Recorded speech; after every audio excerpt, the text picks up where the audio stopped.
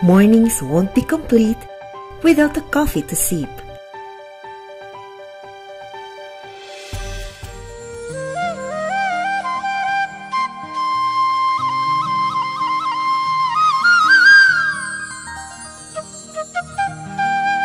At the foothills of Mount Apo, the Philippines' highest peak, we can find the abundant and aromatic Robusta and Arabica coffee. It is grown by the indigenous people called Bagobo Tagabawa in Barangay Tibolo, Santa Cruz, Davao del Sur. Jessery and Ray Antique, a true-blooded Bagobo Tagabawa couple, led the organization of TIFWA, or the Tibolo Farm Workers Association. Ang TIFWA namugna adtong September 14, 2017. 69 ka member mao ang na-registered sa DOLE. Igisugod jud mi sa kape. Imugna jud ang grupo sa TIFWA para mausa ang among produkto. Inherited from their forefathers, the tribe's coffee production area is around 100 hectares. Sa karon naami kape sa expansion planting mi nga bahin. Base sa unang panahon, haros ang pag-harvest tapos wala pa gyud idea kung unsa ang maayo nga pagproseso sa kape. So pagkahuman ni ana, moabot ang mga middlemen nga mopalit lamang sa barato nga presyo. One day, Jessery was invited to attend a stakeholders meeting where she learned about the Philippine Rural Development Project or PRDP.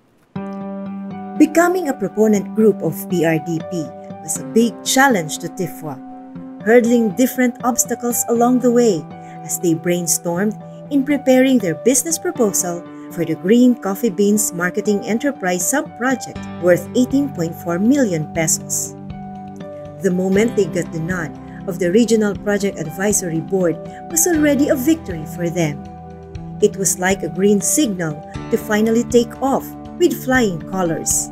Usa kang pribilehiyo sa project nga hatagan og priority ang mga IPs. So lipay kaayo ko ato nga panahon na kay anak ko hala bago po tagabawa jud ang amo ang kanang tribo. So mao to didto gikaluy-an na aprobahan aga. With the intervention of PRDP through a European Union grant, they will soon have a warehouse with coffee post-harvest and storage facilities, a hauling truck, and a startup capital.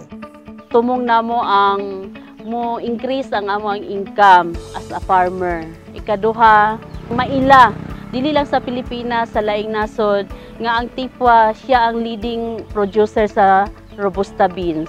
Through sa project, ang mga ginikanan mga farmers mahatagan og trabaho, then maka-provide, maka-sustain na sa ilang anak nga wala na gyud ma-discriminate nga mga IPs. So muuswag gyud ang amo ang panginabuhi ilabi na amo ang farming. TIFWA received its first tranche of support from PRDP in February 2023. Naa nami kapital para mag-buy and sell sa kape. Para si TIFWA na ang mamalit ngadto sa farm mismo. Ang palit nato sa kape 23 to 25 pesos. Previous na mo nga mga palit 12 to 15 pesos. TIFWA has an existing market for dried coffee beans, fresh cherries, and green coffee beans with Paramount Coffee as one of its main institutional buyers.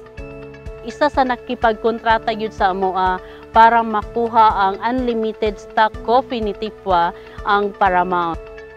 Ang ilang palit karon sa amoa sa fine robusta naa sa 280 per kilo, ang premium 260 per kilo, ang commercial naa sa 160 per kilo.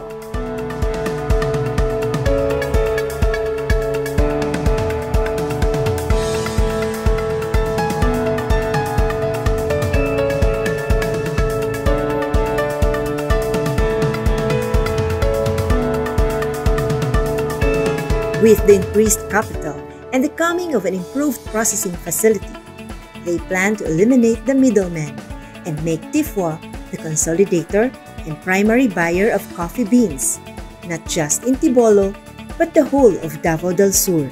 Nalipay migda ko nga na PRDP nga nitabang sa tipo tungod kay ang among produkto dali ma-dispose tapos dili nami maghago og adto pa sa layo kay sila na mismo ang mukuha sa among area. Nagpasalamat po ko sa leader sa mga tipwa na mao nang ilang ibuhat nga kami mga uuma maahayahay na gyud mi. Magtinabay mga imi sa mga membro para mulahutay ang among project. Dako kog pasalamat sa DIPRDP kay kung kami lang maglisod jud mi. Dako kayo akong pagpasalamat sa Department of Agriculture, PRDP, Municipal Agriculture, Provincial Agriculture nga maoy kanunay nagatabang nga mahatagan og programa si Tipway labi na sa coffee production, coffee farming nato. Kami dako kayo pagpasalamat sa project nga among madawat tungod kay mapagaan o mo-increase gyud ang among panginabuhi.